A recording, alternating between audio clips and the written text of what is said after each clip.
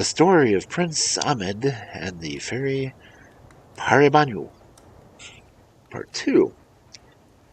When Prince Ahmed came pretty nigh to these rocks, he perceived an arrow, which he gathered up, looked earnestly at it, and was in the greatest astonishment to find that it was the same arrow he shot away. Certainly, he said to himself, neither I nor any man living could shoot an arrow so far. And finding it laid flat, not sticking into the ground, he judged that it had rebounded against the rock. There must be some mystery to this, as he said it again, and it may be advantageous to me, perhaps fortune, to make me amends for depriving me of what I thought was the greatest happiness, may be reserved a greater blessing for my comfort. All of these rocks were full of caves, and some of these caves were deep. The prince entered into one, and, looking about, cast his eyes on an iron door, which seemed to have no lock, but he feared it was fastened. However, thrusting against it, it opened, and discovered an easy descent, but no steps, which he walked down with the arrow in his hand. At first he thought he was going into a dark, obscure place, but presently a quite different light succeeded that which he came out of, and entering into a large, spacious place, about 50 or 60 paces distant, he perceived a magnificent palace, which he had not then time enough to look at. At the same time, a lady of majestic port and air advanced far from the porch, attended by a large troop of ladies, so finely dressed and beautiful that it was difficult to distinguish which was the mistress.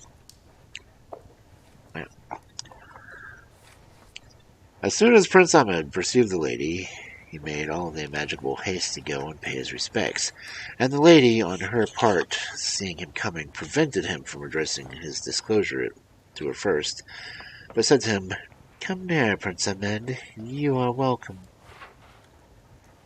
It was no small surprise to the prince to hear himself named in a place that he had never heard of, though so nigh to his father's capital, and he could not comprehend how he should be known to a lady who was a stranger to him. At last he returned the lady's compliment by throwing himself at her feet, and rising up again, he said to her, "Madam, I return you 1,000 thanks for the assurance you give me for a welcome to the place, which I believed my most impudent curiosity had made me penetrate too far. But, madam, may I, without being guilty of ill manners, dare to ask you by what adventure you know me, and how you, who live in the same neighborhood with me, should be so great a stranger to me?" "Prince," said the lady, "let us go into the hall. There I will gratify you and your request." After these words, the lady led Prince Ahmed into the hall. Then she sat down on a sofa, and when the prince, by her entreaty, had done so the same, she said, "You are surprised, you say, that I should know and not be known by you. But you will be no longer surprised when I inform you who I am. You are undoubtedly sensible that your religion teaches you to believe that the world is inhabited by genies as well as men. I am the daughter of one of the most powerful and distinguished genies, and my name is Paribanou.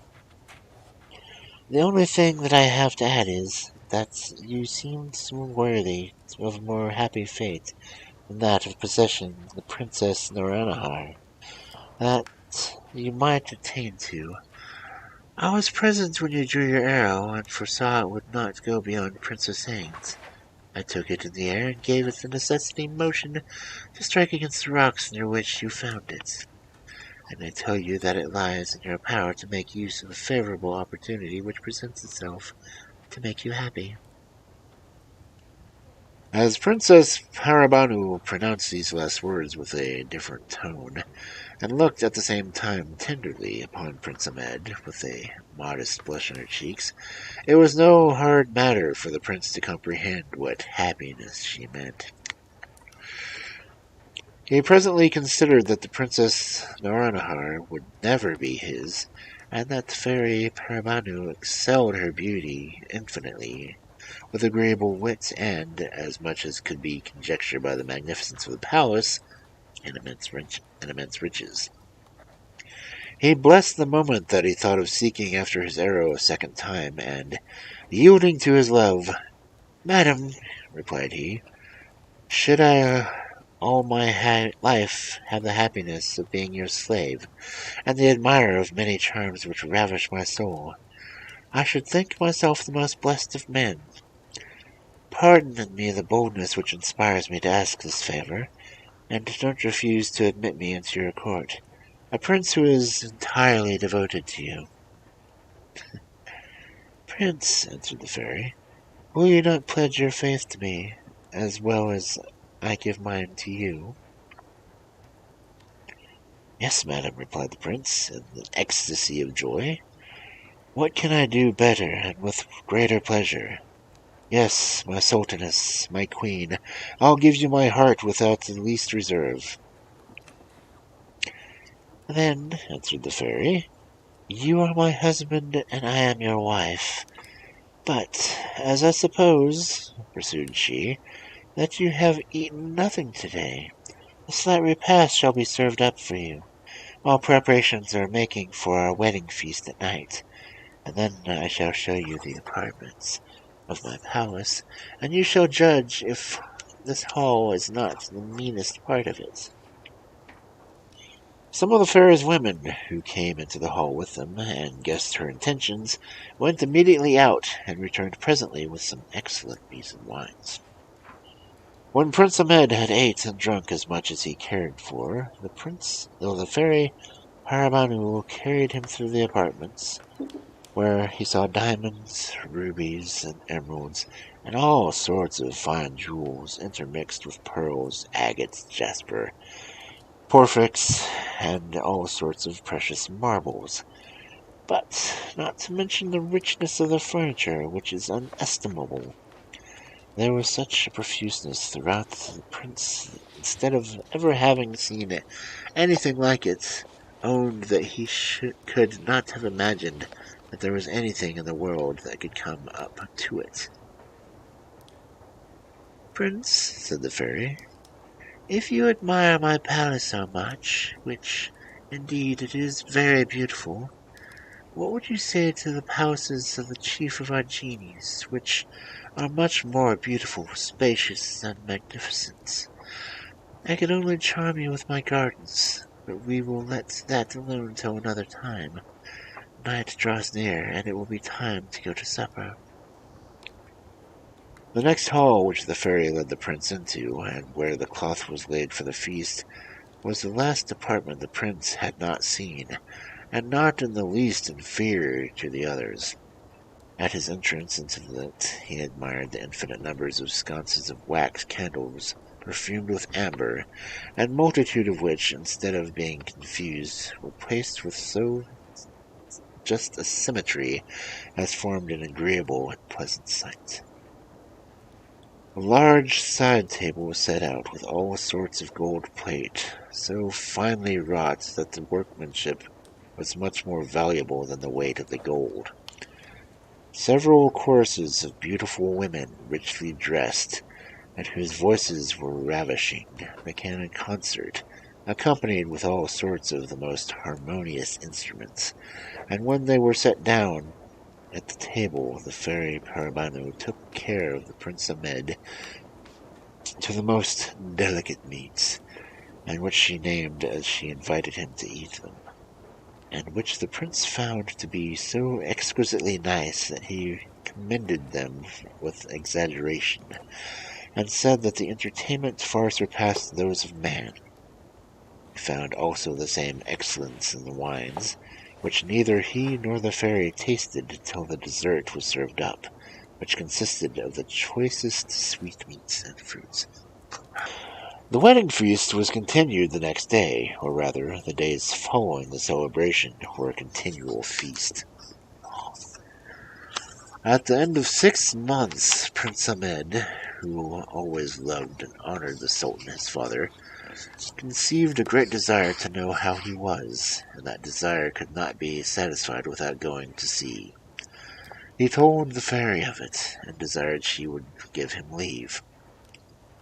"Prince," said she, Go when you please, but first, don't take it amiss that I give you some advice how you shall behave yourself where you are going. First, I don't think it proper for you to tell the Sultan, your father, of our marriage, nor of my quality, nor of the palace which you have been in. Beg of him to be satisfied in knowing you are happy, and desire no more. And let him know that the sole end of your visit is to make him easy and inform him of your fate. She appointed 20 gentlemen, well mounted and equipped, to attend him. When all was ready, Prince Ahmed took his leave of the fairy, embraced her, and renewed his promise to return soon. Then his horse, which was the most finely caparisoned, and was as beautiful a creature as any of the Sultan's stables, was led to him, and he mounted him with extraordinary grace, and after he had bid her a last adieu, set forward on his journey. As it was not a great way to his father's capital, Prince Ahmed soon arrived there. People, glad to see him again, received him with acclamations of joy, and followed him in crowds to the Sultan's apartment. The Sultan received and embraced him with great joy, complaining at the same time, with a fatherly tenderness, of the affection his long absence had been to him, which, he said, was more grievous for that, fortune having been decided in favor of Prince Ali his brother, he was afraid he might have committed some rash action. The prince told a story of his adventures without speaking of the fairy, whom he said that he must not mention, and ended. The only favor I ask of your majesty is to give me leave to come often and pay you my respects, and to know how you do. Son, answered the Sultan of the Indies, I cannot refuse you to ask you leave of me, but I should rather you would resolve to stay with me. At least tell me where I may send to you if you should fail to come, or when I think your perspective necessary. Sir, replied Prince Ahmed, what your majesty asks of me is part of the mystery I spoke of to your majesty. I beg of you to give me leave to remain silent on my head, for I shall come so frequently that I am afraid that I shall sooner be thought troublesome than to be accused of negligence of your duty. The Sultan of the Indies pressed Prince Ahmed no more, but said to him, Son, I penetrate no farther into your secrets, but leave you at your liberty. But can you tell that you could not do me a greater pleasure than to come, and by your presence restore to me the joy I have not felt this long time, and that you shall always be welcome when you come, without interrupting your business or pleasure? Prince Ahmed stayed but 3 days at the Sultan his father's court, and the 4th returned to fairy Paribanou, who did not expect him home so soon. A month after Prince Ahmed's return from paying a visit to his father, as the fairy Paribanou had observed to the prince, since that time he gave her an account of his journey, his discourse with his father, and the leave he asked to go and see him often. Had never talked to the Sultan, as if there had been no such person in the world, whereas before he was always speaking of him. She thought he forbore on her account. Therefore she took an opportunity to say to him, Prince, tell me, have you forgot the Sultan your father? Don't you remember the promise you made to go and see him often? For my part, I have not forgot what you told me at your return, and so put you in mind of it, that you may not be long before you acquit yourself of your promise.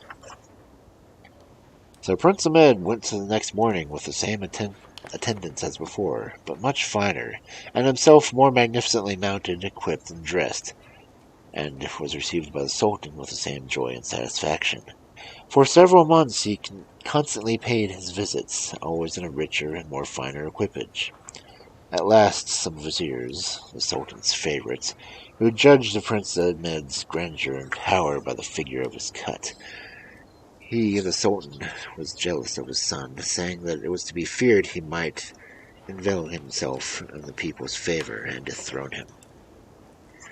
The Sultan of the Indies was so far from thinking that Prince Ahmed could be capable of such a pernicious a design as his favorites would make him believe, that he said to them, "You are mistaken. My son loves me, and I am certain of his tenderness and fidelity, as I have given him no reason to be disgusted." But the favorites went on abusing Prince Ahmed till the Sultan said, "Be it as it will, I don't believe my son Ahmed is so wicked as you would persuade me that he is. However, I am obliged to you for your good advice, and don't dispute but that it proceeds from your good intentions." The Sultan of the Indies said that his favorites might not know the impressions their discourse had made on his mind, which had so alarmed him that he resolved to have Prince Ahmed watched unknown to his Grand Vizier. So he went for a female magician, who was introduced by a back door to his apartment. That just sounds bad. "Go immediately," he said, "and follow my son, and watch him so well as to find out where he retires and bring me word." The magician left the Sultan, and, knowing the place where Prince Ahmed found his arrow, went immediately thither, and hid herself near the rocks so that nobody could see her. The next morning Prince Ahmed set out at daybreak, without taking leave either of the Sultan or any of his court, according to the custom. The magician, having seen him coming, followed him with her eyes, till on the sudden she lost sight of him and his attendants.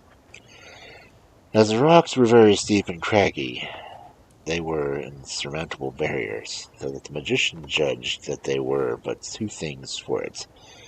Either the prince retired into some cavern, or abode of genies and fairies.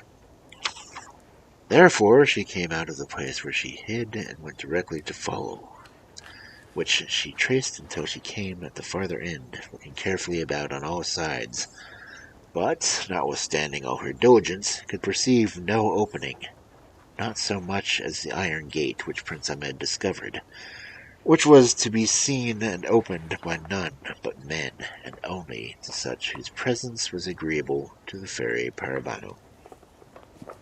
The magician, who saw it was in vain for her to search any farther, was obliged to be satisfied with the discovery she had made, and returned to the Sultan on account. The Sultan was very pleased with the magician's conduct, and said to her, "Do as you think fit. I will wait patiently the event of your promises." And to encourage her, he made her a present of a diamond of great value.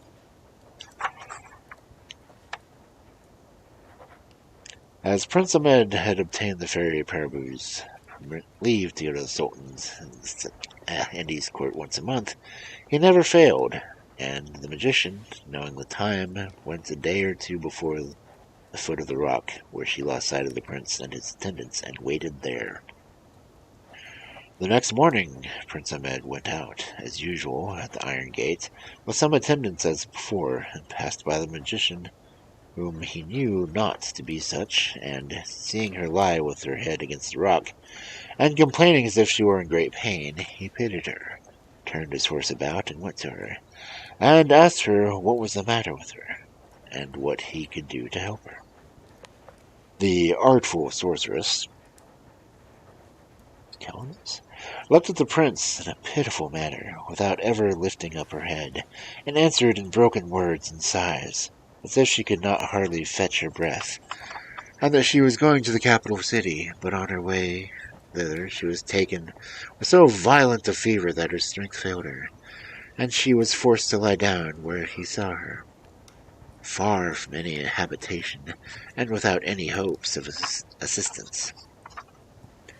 "Good woman," replied the prince, "you are not so far from help as you can imagine.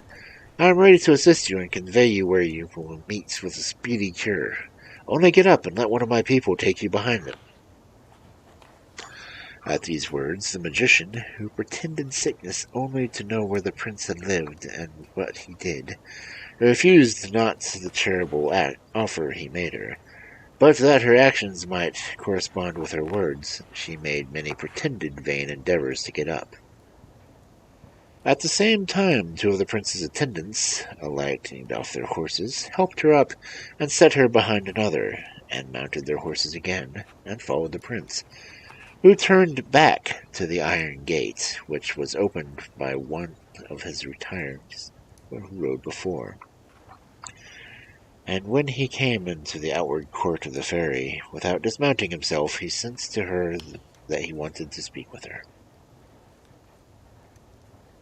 The fairy Paribanou came with all imaginable haste, not knowing what made Prince Ahmed return so soon, who, not giving her time to ask the reason, said, "Princess, I desire you would have compassion on this good woman," pointing to the magician, who was held up by two of his retinue.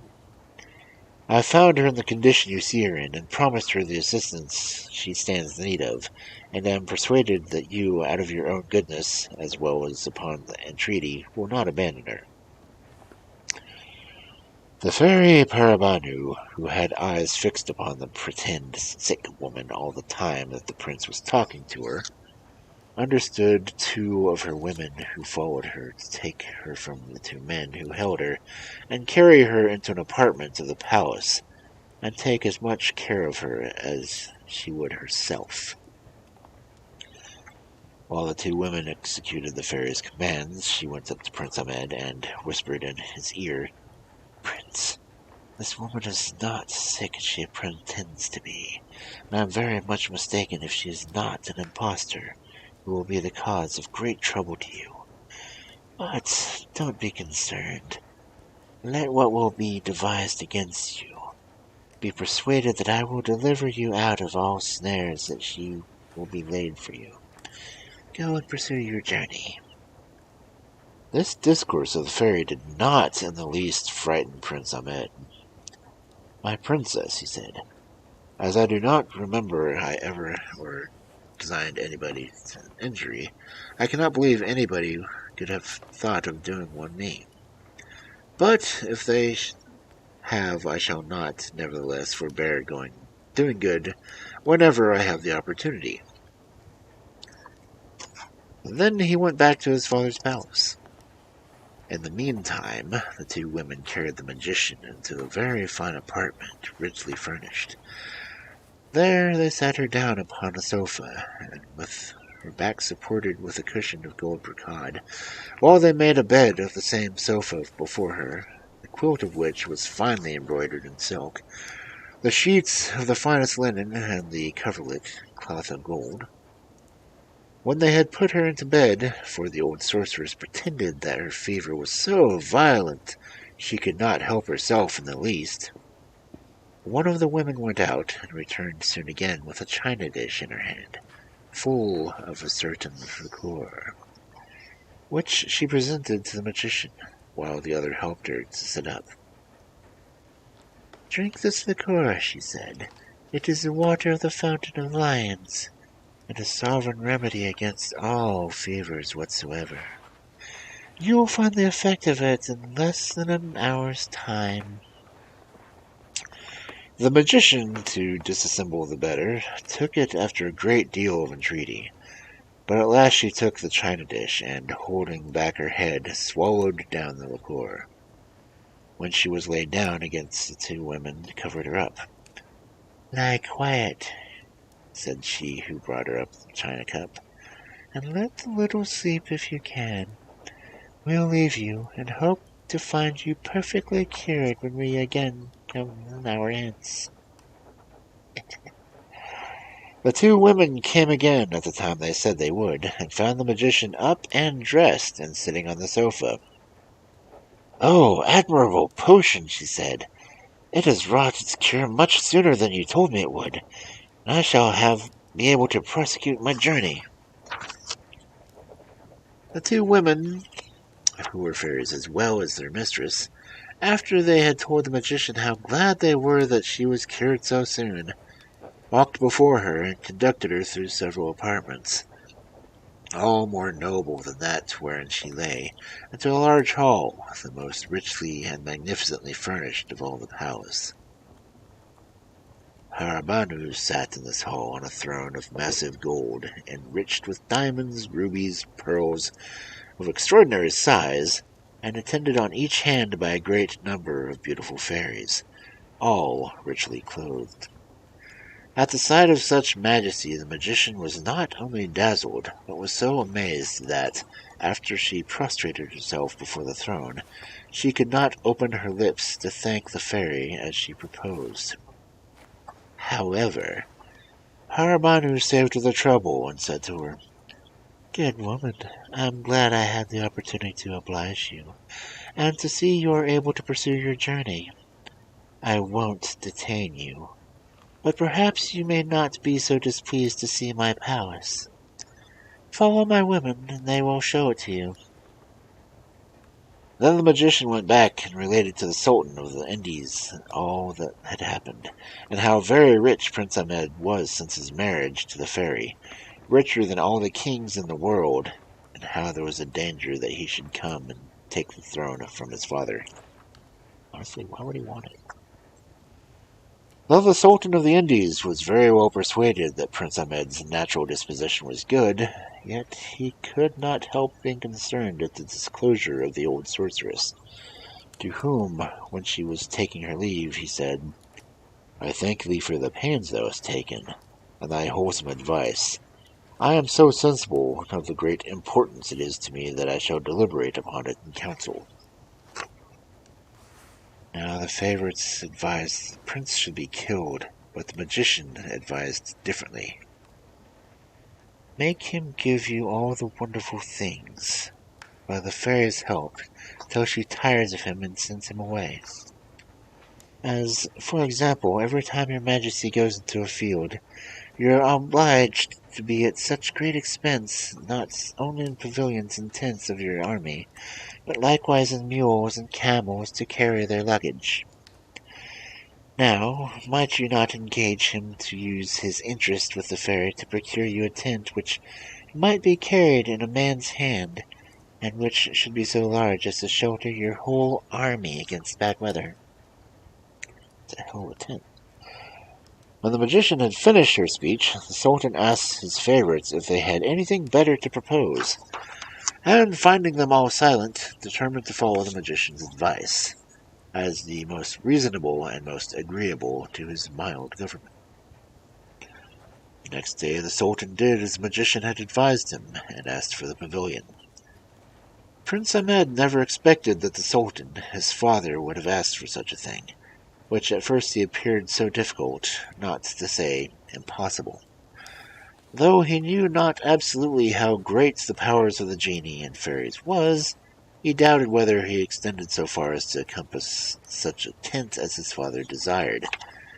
At last he replied, "Though it is with greatest reluctance imaginable, I will not fail to ask the favor of my wife your majesty desires, but will not promise you to obtain it, and if I should not have the honor to come again to pay you my respects, that shall be the sign that I have not had success.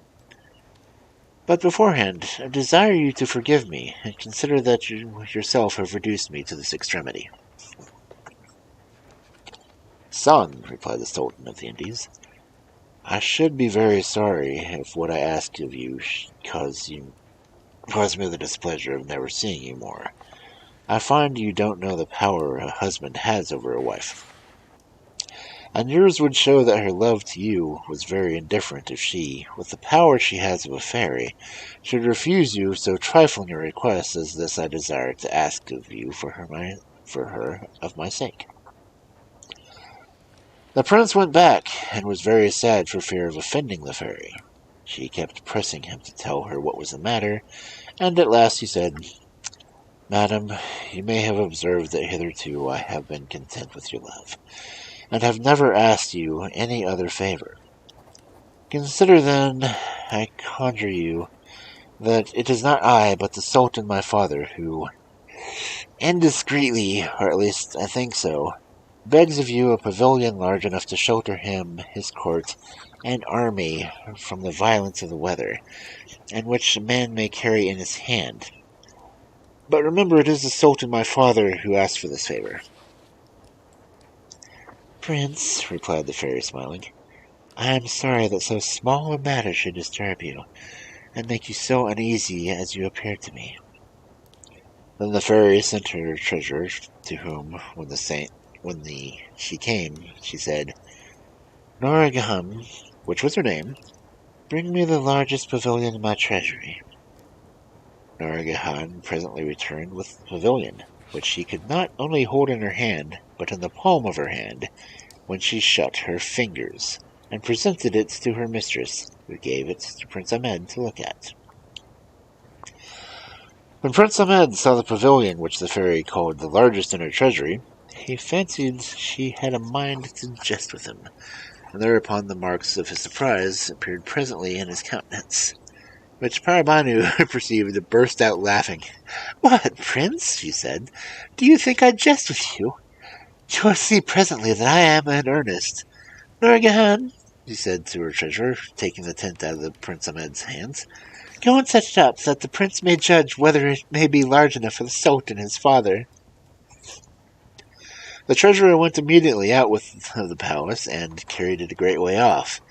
And when she had set up one end, she reached the very palace, at which time the prince, thinking it small, found it large enough to shelter 2 greater armies than that of the Sultan his father's, and then said Paribanou, ask my princess 1,000 pardons for my incredulity. After what I have seen, I believe there is nothing impossible of you. You see, said the fairy, that the pavilion is larger than what your father may have occasion for you must know that it was one property, that it was larger or smaller according to the army it covered. The treasurer took down the tent again, and brought it to the prince, who took it, and, without saying any longer, till then the next day, mounted his horse, and went with the same attendants to his father, the Sultan. The Sultan, who was persuaded that there could be not anything as much as a tent that he asked for, was in great surprise at the prince's diligence. He took the tent, and after he admired its smallness, his amazement was so great that he could not recover himself. When the tent was set up in the great plain, which he have before mentioned, he found it large enough to shelter an army twice as large as he could bring into the field. But the Sultan was not yet satisfied.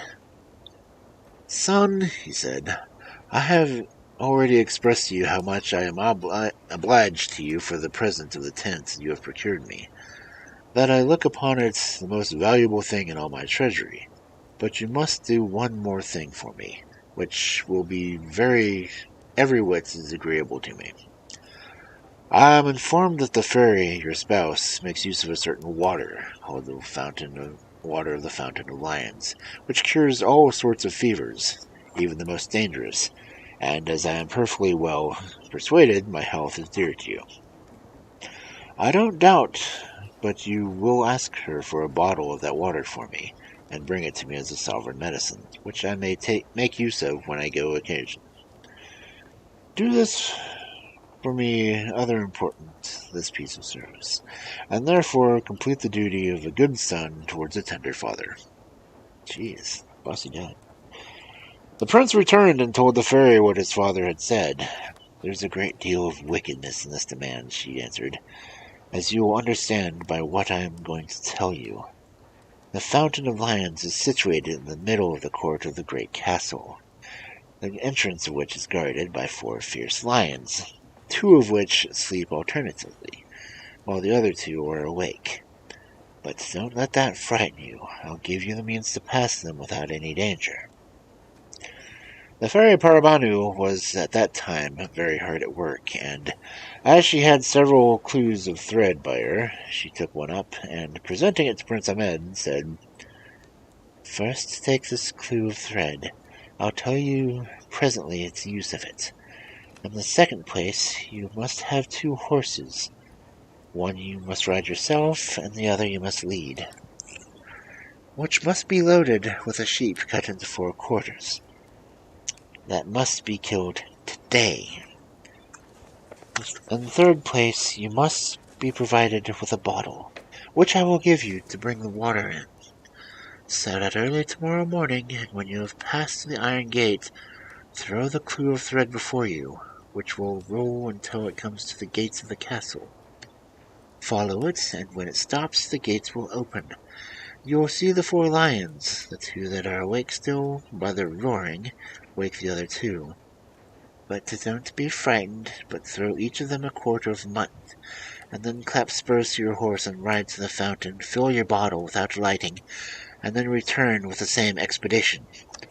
The lions will be so busy eating that they will let you pass by them. Prince Ahmed set out the next morning, at the time appointed by the fairy, and followed her directions exactly. When he arrived at the gates of the castle, he distributed the quarters of mutton among the 4 lions, and passing through the midst of them, bravely got to the fountain, filled his bottle, and returned back as safe and sound as he went. When he had gone a little distance from the castle gates, he turned about, and, perceiving 2 of the lions coming after him, he drew his saber and prepared himself for defense.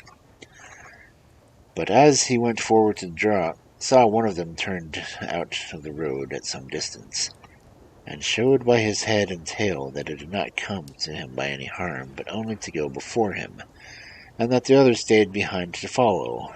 He put his sword up again by its scabbard.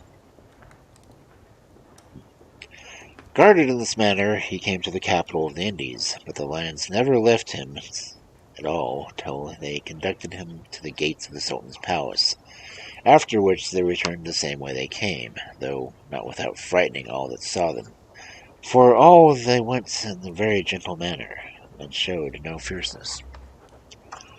A great many officers came to attend the prince while he dismounted his horse, and afterward conducted him into the Sultan's apartment, who was at the time surrounded with his favorites. He approached toward the throne, laid the bottle at the Sultan's feet, and kissed the rich tapestry which covered his footstool, and then said, "I have brought you, sir, the healthful water which your majesty desired so much to keep among your other rarities in your treasury, but at the same time wish you such extraordinary health as never to have the occasion to make use of it." After the prince had made an end to his compliment of the Sultan, placed him on his right hand, and then said to him, "Son, I am very obliged to you for this valuable present, and also for the great danger you have exposed yourself to upon my account, which I have been informed by the magician who knows of the Fountain of Lions. But do me the pleasure," continued he, "to inform me by what address, or rather, by what incredible power you have been secured." "Sir," replied the Prince Ahmed, "I have no share of the compliments your majesty is pleased to make me. All the honor is due to the fairy, my spouse, whose good advice I followed." Then he informed the Sultan what those directions were, and by the relation to his expedition let him know how well he had behaved himself. When he had done, the Sultan, who showed outwardly all the demonstrations of great joy, but secretly became more jealous, retired to an inward apartment, where he sent for the magician. The magician, at her arrival, saved the Sultan the trouble to tell her of the success of Prince Ahmed's journey, which he had heard of before she came, and therefore was prepared with an infallible means, as she pretended.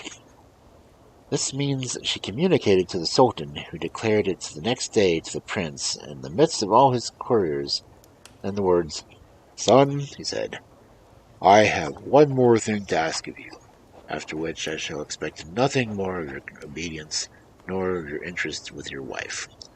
This request is, to bring me a man not above 1.5 feet high, and whose beard is 30 feet long, who carries a bar of iron upon his shoulders, of 500 weight, which he uses as a quarterstaff." Prince Ahmed, who did not believe that there was such a man in the world as his father described, good cause, would gladly have excused himself, but the Sultan persisted in his demand, and told him the fairy could do more incredible things. In-laws. The next day the prince returned to his dear Paribanou, to whom he told his father's new demand, which, he said, he looked upon to be the thing more impossible than the first two.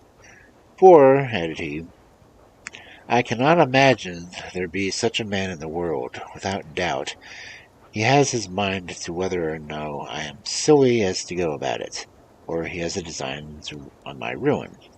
In short, how can he suppose that I should lay hold of a man so well armed, though he is but little? What arms can I make use of to reduce to my will? If there are any means, I beg you will tell them, and let me come off with honor this time. Don't fret yourself, Prince, replied the fairy. You ran a risk of fetching the water of the Fountain of Lands for your father, but there is no danger in finding out this man, who is my brother, Shaibar. But it is far from being like me, though we both have the same father, that he is such of a violent nature that nothing can prevent him giving his cruel marks of his resentment for the sight of offence. Yet, on the other hand, it is good to oblige anyone who, whatever they desire. He is made exactly as the Sultan your father has described him, and has no other arms than the bar of iron, 500 pounds weight, without which he never stirs, and make him respected. I'll send for him, and you shall judge the truth of what I tell you, but be sure to prepare yourself against being frightened at his extraordinary figure when you see him. What, my queen? Replied Prince Ahmed. Do you say Shaibar is your brother? Let him never be so ugly or deformed I shall be so far from being frightened at him at the sight of him. As our brother, I shall honor and love him. Good man. The fairy ordered a gold chafing dish to be set with a fire under the porch of the palace, with a box of the same metal which is a present to her, out of which, taking the perfume and throwing it into the fire, there rose a thick cloud of smoke. Some moments after, the fairy said to Prince Ahmed, See, here comes my brother. The prince immediately perceived Shaibar coming gravely with his heavy bar on his shoulder, his long beard, which he held up before him, and a pair of thick mustachios, which he tucked behind his ears and almost covered his face. His eyes were very small and deep-set, in his head, which was far from being the smallest size, and on his head he wore a grenadier's cap. Besides all this, he was very much humpbacked. If Prince Ahmed had not known that Shaibar was Paribanou's brother, he would have not been able to have looked at him without fear. But, knowing first who he was, he stood by the fairy without the least concern. Shaibar, as he came forward, looked at the prince earnestly enough to have chilled his blood in his veins, and asked Paribanou, when he first accosted her, who that man was. To which she replied, He is my husband, brother. His name is Ahmed. He is the son of the Sultan of the Indies. The reason why I did not invite you to my wedding was I was unwilling to divert you from an expedition you are engaged in, and from which I heard the pleasure would return victorious, and so took the liberty now to call for you. At these words, Shaibar looked at the Prince Ahmed favorably, and said, Is there anything, sister, where I can serve him? It is enough for me that he is your husband to engage me to do for him whatever he desires. The Sultan, his father, replied Paribanou, has a curiosity in you, and I desire he may be your guide to the Sultan's court. You need but lead me the way, and I'll follow him. Brother, said Paribanou,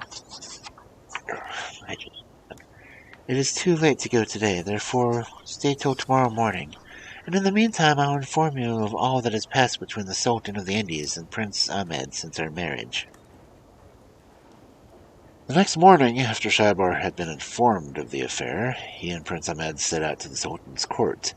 When they arrived at the gates of the capital, the people no sooner saw Shaibar, but they ran and hid themselves, and some shut up their shops and locked themselves in their houses, while others, flying, communicated the affair to all they met. who stayed not to look behind them, but ran too. Insomuch that Shaibar and Prince Ahmed, as they went along, found the streets all desolate, till they came to the palace, where the porters, instead of keeping the gates, ran away too. So the prince and Shaibar advanced without any obstacle to the council hall, where the Sultan was seated on the throne and giving audience. There likewise the ushers, at the approach of Shaibar, abandoned their posts and gave them free admittance. Shaibar went boldly and fiercely up to the throne, without waiting to be presented by Prince Ahmed, and accosted the Sultan of the Indies with the words, "Thou hast asked for me?" said he. "See, here I am. What wilt thou have of me?" The Sultan, instead of answering him, clapped his hands before his eyes to avoid the sight of so terrible an object, at which uncivil and rude reception Shaibar was also much provoked. After he had given the trouble to come so far, they instantly lifted up his iron bar and killed him, before Prince Ahmed could intercede on his behalf. All that he could do was to prevent the killing of the Grand Vizier, who sat not far from him, representing him to that he had always given the Sultan his father good advice. "These are they," said Shaibar, who gave him bad. And as he pronounced the words, he killed all the other viziers and flattering favorites of the Sultan, whom were Prince Ahmed's enemies. Yeah. Every time he struck, he killed someone or another, and none escaped but those who were not so frightened to stand staring and gaping, and who saved themselves by flight. When this terrible execution was over, Shaibar came out to the council hall into the midst of the courtyard with the iron bar upon his shoulder, and, looking hard at the Grand Vizier, who owed his life to Prince Ahmed, he said, "I know there's a certain magician who is a greater enemy of my brother-in-law than all the others who came before. I'll let the magician be brought to me presently." The Grand Vizier immediately sent for her, and as soon as she was brought, Shaibar said, at the time he fetched a stroke at her with his iron bar, "Take the reward of thy pernicious counsel, and learn to feign sickness again." After this he said, "This is not yet enough. I will use the whole town after the same manner if they do not immediately acknowledge Prince Ahmed, my brother-in-law, as the Sultan, and the Sultan of the Indies." And then all that were present made the air echo again with the repeated acclamations of, "Long live Sultan Ahmed!" And immediately after he was proclaimed through the whole town. Shaibar made him be clothed in royal vestments, installed him on the throne, and after he caused him all to swear homage and fidelity to him, went and fetched his sister Paribanou, whom he brought with all the pomp and grandeur imaginable, and made her to be owned Sultaness of the Indies. As for Prince Ali and Princess Nourhanar, as they had no hand in the conspiracy against Prince Ahmed, knew nothing of anything. Prince Ahmed assigned them a considerable province with its capital, where they spent the rest of their lives. Afterwards he sent an officer to Prince Hussein to acquaint him with the change, and make him an offer of which province he liked best. But that prince thought himself so happy in his solitude that he bade the officer return to the Sultan his brother thanks for the kindness he designed him, and assured him of his submission, and that the only favor he desired of him was to give him leave to live retired in the place he had made his choice for his retreat. That was a long and very convoluted story.